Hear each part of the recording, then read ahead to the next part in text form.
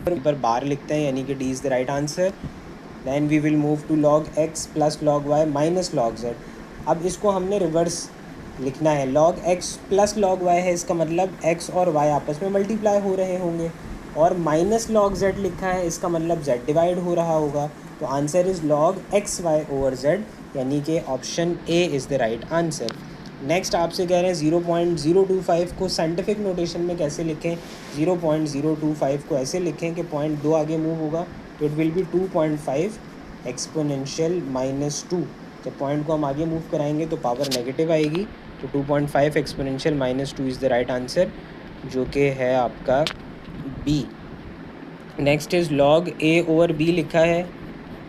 log a over b यानी कि divide हो रहा है, तो सिंपली a आंसर होगा आपका, log a minus log b would be the right answer. दो चीज़ें डिवाइड हो रही हैं तो माइनस हो जाएगा।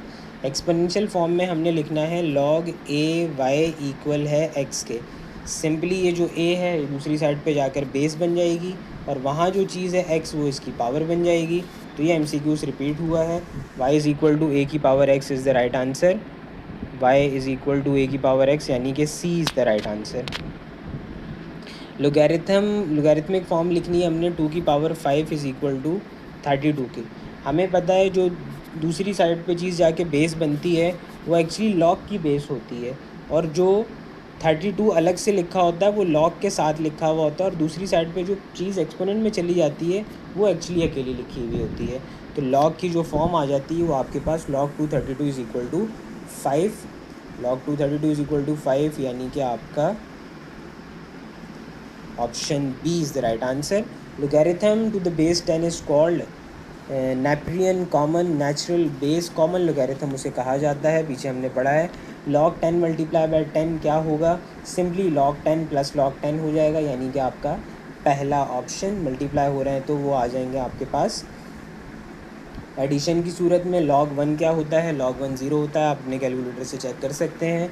लोगैरिथमिक फॉर्म 3 की power x is equal to 81 की क्या होगी।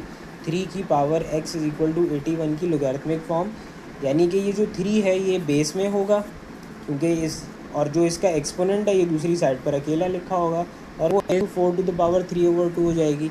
हमें पता है कि 4 को हम 2 का स्क्वायर लिख सकते हैं। जब हम 2 का स्क्वायर लिखेंगे इसे तो 2 से 2 कैंसिल हो जाएगा, 2 का क्यूब रह जाएगा, और 2 का क्यूब हमें पता है 8 होता है, तो 8 इज़ द राइट आंसर, यानी कि आपका ऑप्शन ए जो है वो राइट आंसर है।